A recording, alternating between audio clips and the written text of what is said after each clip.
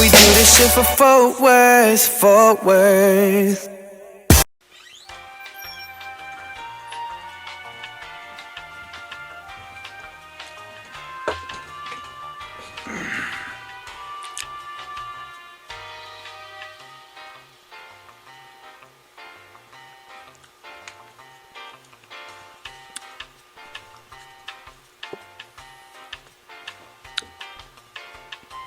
What happened? Okay everybody, it's Robert here from the Life After High School podcast, and today I'm coming at you with another type of reaction video, but today I'm not going to be talking or reacting to a video per se. I'm going to be reacting to reactions to this. But not this exactly. This is the PS2 classic box set of the GTA Trilogy, but we're going to be talking about the GTA Trilogy Definitive Edition. Now, with someone who's a big fan and someone who hasn't even played it yet, the reactions have been horrible. They've been horrible. A lot of backlash. A lot of people are upset. A lot of people are thinking that they wasted their money. And I was pretty hyped about this. If you saw the episode of the podcast, I was very, very hyped about it. But now, in retrospect, I'm going to backtrack and probably give some opinions and talk about the game itself for a little bit. Please release GTA 6, by the way. I agree with Leroy. Please release GTA 6. But, in this commentator's opinion, that's not going to happen soon. And this is why. Because I predicted this like years ago where, like, I think it was when they were still doing like GTA Online updates. And yeah. I think this was before Red Dead Redemption 2 came out. I made the prediction, I was like, somewhere down the line, if they don't make another Red Dead, or if they don't like make a GTA 6 or make a Bully 2, like something that's a direct sequel to one of their games, they're gonna go back because there's nowhere else to go. Now, I do stand by my statement. Yes, there is nowhere else to go because Rockstar sort of put themselves in a corner here. Now, I made that prediction a couple years ago before Red Dead Redemption 2 came out. And when Red Dead 2 came out, and a lot of people enjoyed it, including myself. I loved it.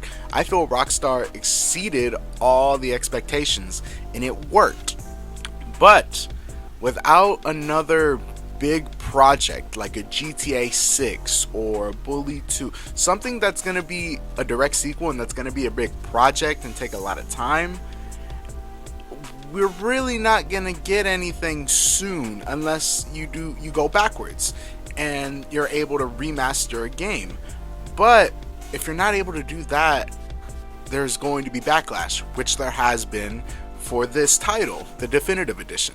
Keep in mind, GTA 3 2001, Vice City 2002, San Andreas 04. It pains me to say that after all this time, 20 years ago GTA 3 came out, 19 years ago GTA Vice City came out, 17 years ago GTA San Andreas came out, and after all this time we still have all these bugs and glitches that are almost game breaking. Like, I've been watching some clips on YouTube and a playthrough of San Andreas on YouTube. Wow. This doesn't seem like a brand new polished game with the amount of glitches and game breaking things that are in there. Now granted, these games are good and I enjoyed them all those years ago, but now seeing how this was supposed to be a new look for these games, it's not looking well. It's not looking well, and people are pissed.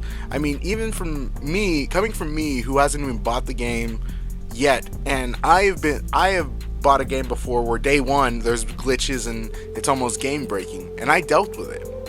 But this time around, for $60, I'm not gonna do that.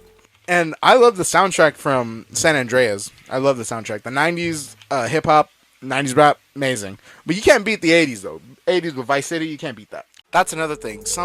I think some songs are cut out of the new remaster, and it sucks because all these years ago they were able to buy the licensing, and all these years later, to make the same game, they didn't put forth the extra money or the extra effort to get these games back in, and it's a little frustrating, especially for me who loved all the soundtracks. One more thing, Rockstar is also very, I don't want to say notorious a little bit, but I had to be prepared for songs to be taken out of the soundtrack, and I will give you a prime example of Rockstar not buying the licensing yet again for a game. One of my favorite games of all time, The Warriors, which was ported back onto PS4 when they remastered it or they put it on PS2 Classics.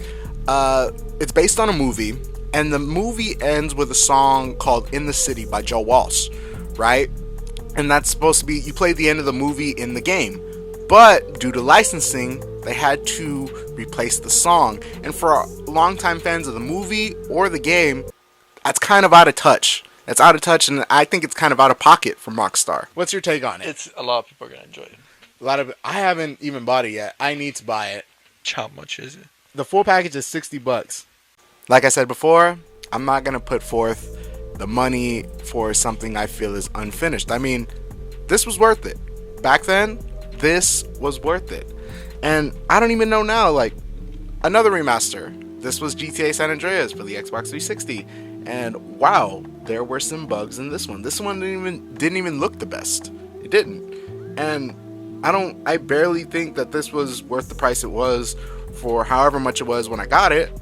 But in my opinion, if you're gonna play any of these games, you should not waste your $60 on them. If anything, you should wait until a sale happens, until the price drops, and then I feel you can do that. But remember, PlayStation Now and Xbox Game Pass. PlayStation Now has GTA 3.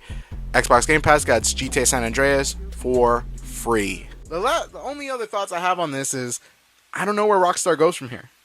They peaked with GTA 5. They peaked with GTA 5 and they had to run it back with this. I mean, it's not bad, and I'm not complaining. But where do we go now? I take back what I said. It is bad. I'm right here, sitting here, complaining. And I'm still wondering, where does Rockstar go?